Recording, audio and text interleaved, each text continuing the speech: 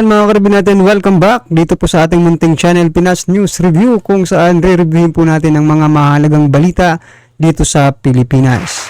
Mga simpleng komento sa mga issue dito sa Pinas. At eto nga mga karibin natin, kapapasok lang, hala, walang takas si Sandro Marcos sa matinding pasabog ni Vice President Sara Duterte. Tamba, iyak.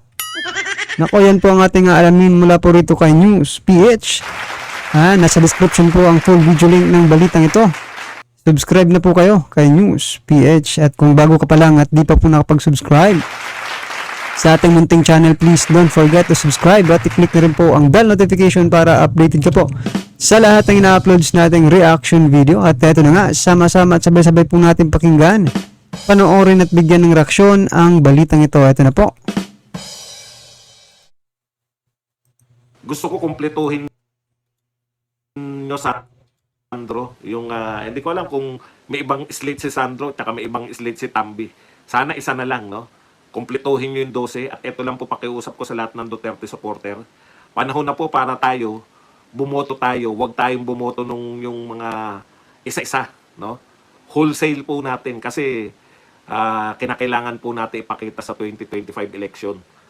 Kung kaya po natin, natatandaan ko pinakamaganda po natin noong 2019. Kung si Sandro man yang namamahala diyan sa mga hindi na po tayo ngayon yung magpapalusot, no? Yung papalusotin natin yung isa-isa. O total ito naman hindi na po dapat ganoon, no? Dapat solid. Tandaan natin, ganyan lang po yung kampanya natin na wala na po tayong dapat na pinalulusot kasi ang lalaki po ng ulo. Real talk po, no? Nanalo lang dahil kay Sara Duterte. Nanalo lang dahil dinikit nila ng dinikit yung kanilang sarili sa mga Duterte. Si Senator Amy nga, aminado na ganun yung naganap no? Hindi, kung may separate po, kung may separate si Sara Duterte at saka si Tatay Digong na susuportahan, na sana, wag naman sana maganap. Kasi ganyan po yung nagaganap nung nakaraan. Basta po, wag na po tayong bumoto nung nasa slate nila. Halimbawa, Soto pa yan o kung sino pa man yung mga gustong tumakbo under sa kanila. Kahit po pang ilang number niyan sa survey, wala po tayong iboboto.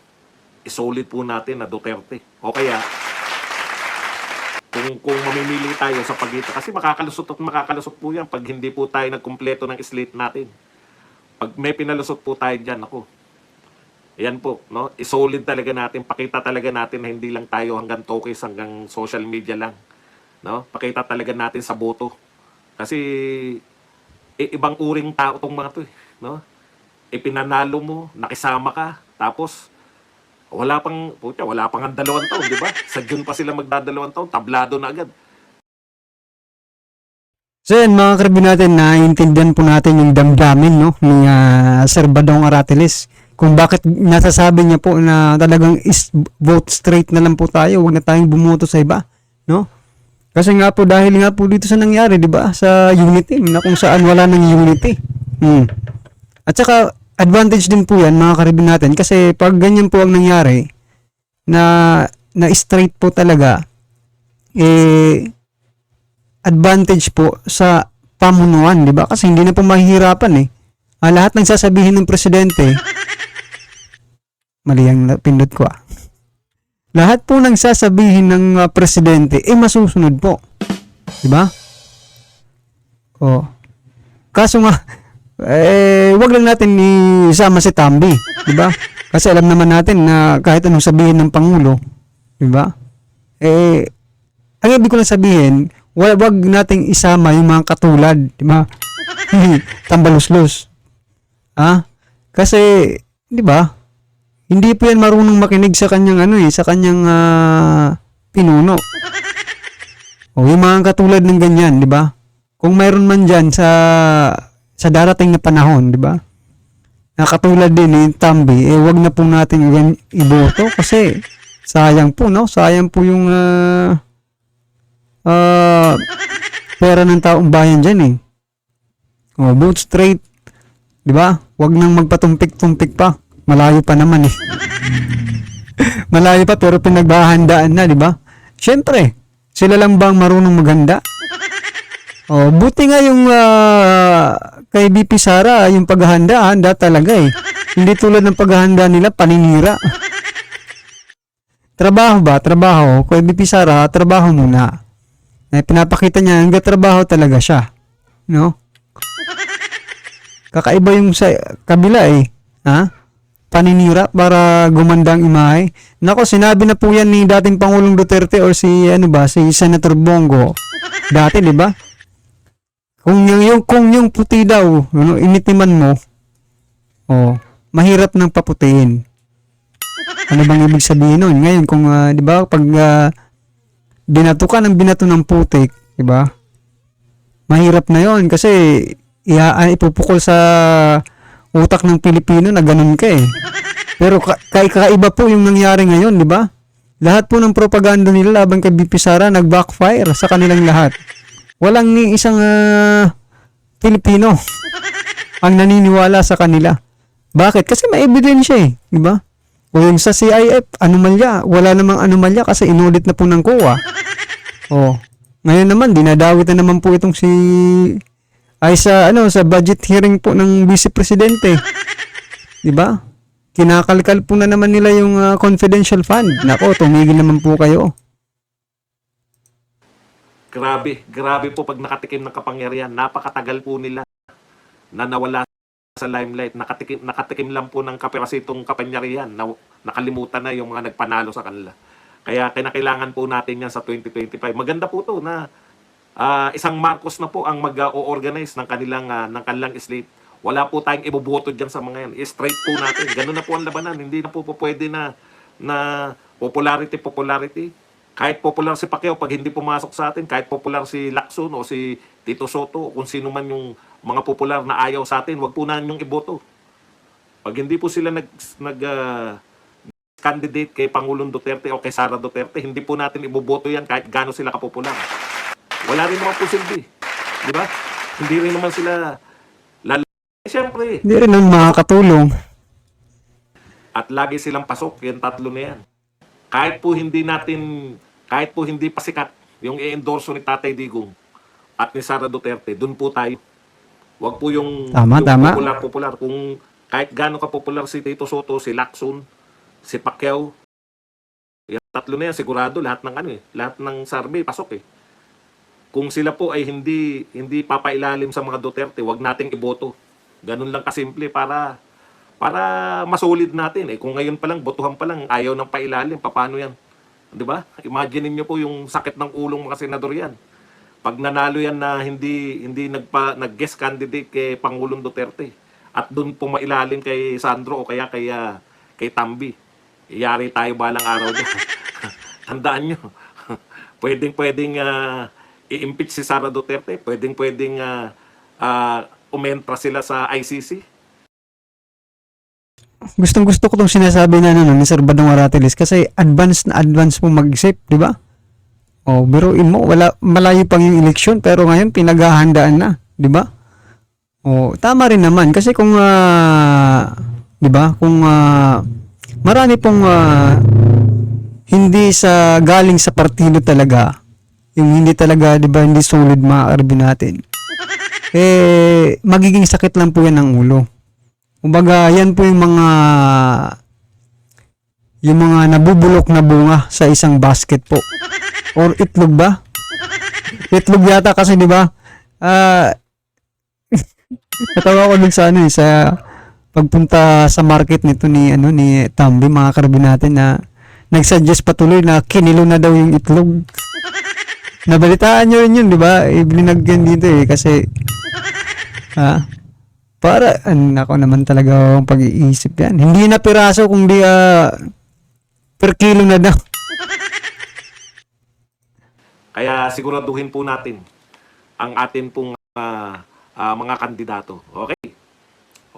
Naniniwala kayo sa Smartmatic na yan. Alam niyo yan, sabi lang nila yan para ayaw nilang maniwala naman kayo dyan. Natalo sila. Alam po ninyo, kung wala kang kakayahan na mga mag-hire ng mga marurunong sa computer at computerize yung election, wala kang karapatan tumakbo. Ganun lang po kasimple yun. Hindi ako naniniwala sa mga ganyan-ganyan kalokohan. No? Kung dinaya sila, si Sara ba sa tingin nyo, dinaya si Kiko? Utang. Si Robin Padilla, dinaya si Sheljok, no? Baka tumakbo si Tatay Digong. Takot na takot. Takot na takot. Ito po, maganda po yung panawagan, no? Kaya lang, panawagan lang to ni, ni Aquilino Coco Pimentel. Wala naman tatalima dito. Pero maganda po itong panawagan na i-adapt natin. Sana po, sa pamamigay ng mga ayuda, wala po dapat mga politiko. Yan po yung pagkakaiba ng panahon ni Duterte. Nung panahon po ni Duterte, wala naman pong umepal ng mga senador, congressman, di po ba, DSWD, kung ayuda. Tsaka, nung panahon po ni Tatay Digong, lahat po nabibigyan. Anong kulay ka pa man, di ba? Pero ngayon po, di ba? By colors na po. Nakakapanghinayang po mga karibin natin kasi lahat naman, sana wala ng politika after election. Yung mga ayuda-ayuda mga karibin natin, dapat wala ng, hindi na yung pinupolitika. Diba kasi ang sagwa pong tingnan. Na for example, diba kung example, nadaanan ng bagyo yung hindi mo kakulay. O anong gagawin mo? Hindi mo mabibigyan. Diba? Sana maging katulad pa rin ng dati mga karibin natin na lahat talaga nabibigyan. Kasi lahat naman po tayo nangangailangan eh. Kaso ngayon ginagamit pa dito sa PIPI na ito. Bago ka mabigyan ng ayuda, papipirmahin ka muna nang hindi mo alam para pala yan sa People's Initiative. Nako. O yan ang tawag dyan. Dinadaya nyo po ang taong bayan. Niloloko nyo po ang taong bayan dyan. Yan ni Mayor, si Mayor. Kung ayuda yan na pinadaan sa DSWD, kita nyo po, maayos. Nakatanggap po karamihan. Yan yung pagkakaiba. Ngayon, pucha, panay mukha nila, panay. Sila yung mga nag-aabot, akala mo, kanilang pera eh. Hindi po ba? Maganda na yung sistema dati. DSWD. Doon sa may 4-piece at saka doon sa ayuda. O, yung meron din yung dole na mimigay. Nakarating sa tao. Hindi po ba nakarating? Ang dami. Pag nagla-live ako sa boxing, puta, wala akong problemang ganyan. Daldal lang ako ng daldal pag boxing. Pagdating ng politika, ang daming